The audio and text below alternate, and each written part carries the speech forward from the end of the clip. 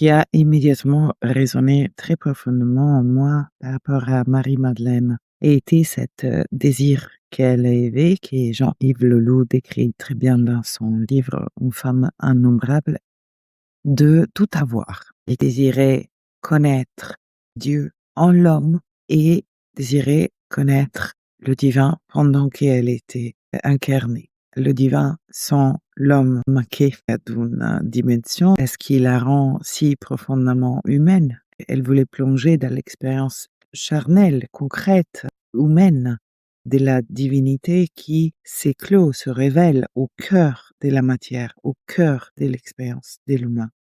Ne lui suffisait pas l'humain sans le divin, tout comme on ne lui suffisait pas le divin sans l'humain. Une femme extrêmement habitée par ses désirs, je dirais même qu'elle est une enseignante de la voie du cheminement du désir, de la réorientation du désir, extrêmement passionnée, femme qui doit apprendre, qui apprend au fil de son cheminement à retrouver une liberté vis-à-vis du désir sans pourtant nier le désir, sans se résigner à exclure le désir.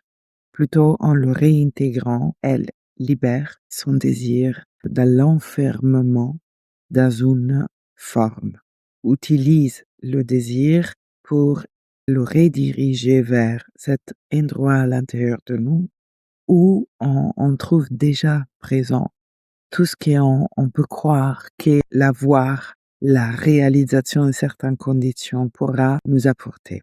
Et après, elle est une enseignante de la relation. Elle se trouve face à l'épreuve suprême, qui est celle de regarder droit dans les yeux la mort et la mort de son bien-aimé. Et c'est cet courage de se laisser bouleverser par l'apparente finitude de l'expérience humaine qui lui permet la vision de ce qui ne meurt pas avec la mort, qui fait d'elle une enseignante de l'amour, la vérité, la présence divine, la lumière plus fort que l'amour. La retraite à la Sambom, la prochaine est du 7 mai au 10 mai. On sera à une vingtaine de minutes du sanctuaire de la Sambom où nous irons quotidiennement et une montée à peu près une demi-heure de marche à l'intérieur d'une forêt extrêmement puissante et initiatique. Et la marche silencieuse jusqu'au sanctuaire est partie intégrante de notre voyage. Après, il y a l'assise silencieuse dans le sanctuaire où chacune s'ouvrira à cette rencontre qui est personnelle avec cet archétype, avec cette femme historique, mais avec les dimensions féminines qu'elle porte, qu'elle enseigne, qu'elle accompagne, qu'elle révèle, réveille, etc. Et c'est vraiment une expérience à la fois très intime, personnelle et partagée. Le reste des moments de stage, nous irons donc dans la traversée des grands thèmes qu'elle enseigne, qu'elle transmet par son témoignage, par son expérience. La relation au désir, la possession, le désir mal orienté et ce qui provoque en termes d'expérience la prise de conscience de où nos désirs sont mal orientés pour pouvoir les réorienter. Elle intègre le masculin en elle et ce masculin donc qui s'exprime, ce masculin qui transmet sans avoir quitté le féminin qui était si évident chez elle, la sensualité, l'ouverture, la réceptivité, la contemplation devient la présence du Christ en elle.